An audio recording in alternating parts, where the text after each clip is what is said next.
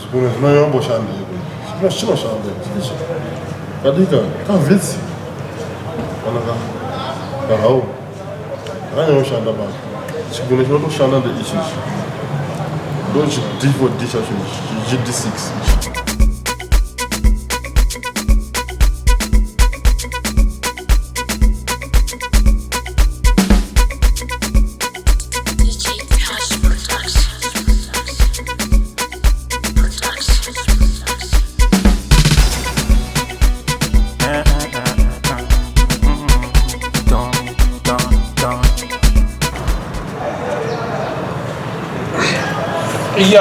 Iya, shasha. Karisike muruwa ndi. Mira kana. Disturb kana. Chimwe. Karisike kana. Chimwe leo. Ejiro kuona hapo. Mira. Lazima chana. The channel is basa de go. Watu nora kune chana. Business zvikunwe. Kuruka kuleta zvikunwe. Amuna zviri kutika ndizvo. Muchava muchifamba netsoke. Inda. Aiwa, business zvikunwe business rodzi. Zvikunwe amajagba, ndine majagba. Boza azi ishishi, azi 45,000. Akakadika kandonga ndisimuziva kuti imari but kanoyoshanda yanoziva. Ndinowe kamari dzacho ndotama GD6 2. Zvikunwe. Yakuna madam. Iyo wakambudza kuti munhu kana aine nhamo inouraya nenhamo. Manzwiro wakambozviita iyo uri kuona zvikunwe izvi mwari wakatokusika iwe wakakwana anomboti kana kuti chikunwe chada kutengeswa ukachekwa chikunwe ichichi ukatengesera munhu chinozopora kwakwaanoendesa unoziva here kuti kwaachaendesa uchazochidii chikunwe chikakweva chatozopora nevandichikunwe iwe ndinokubvunza better generation zvekuita zvekubviswa chichiita zvemari hauzivi munhu waraiti uri kuti iye wacho rutora achimupa mari kuti uri kuzviendesera indikubvunza inini handidi zvinhu zvandisingazwisisi chama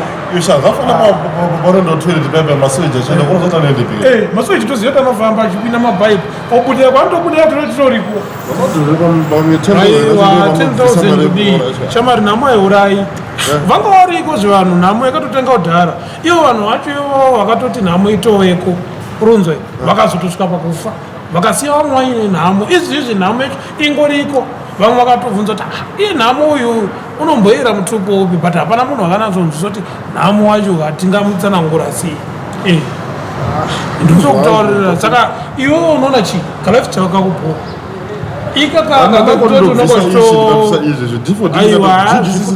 zvikunwe siyana nazvo zvikunwe ako haasiyana nazvo zvikunwe hazvitombobhadhari ende chikwa chiri kuenda kutombochisi chinhu chatokuadvisa kutengesa wangu ifoni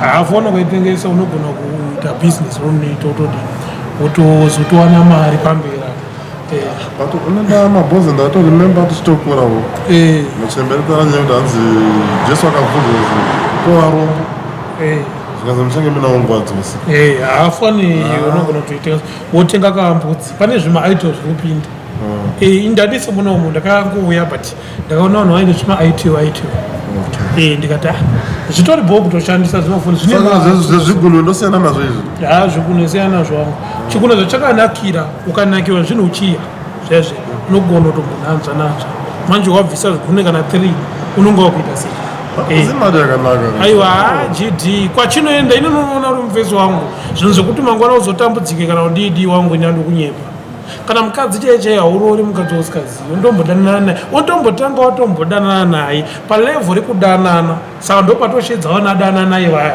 vachiona kuti levhu racho rifiable then mazodanana monzwisisana mukutamba 3-4 months panoperawo 2 years waugona kuziva hama dzake usamhanya futi kuziva hama dzake because pane mhepo dzinoenda kunosimuka uri kuona mukutoziyanisa saka ndozemufesi kuti amadhira dhakwa mufesi wangu ini ndichokuda ini ndakatotombonzi nditengese big boy ndatonzi kune imba kumurambo big bone yangu bana ngoti ano but nzeve nebasa azinzeve inotengeswa kundovhara kundovhara aiwa nzeve inooneka wangu zvinhu zvatakasikwa nazvo naMwari siyana nazvo ndateererawo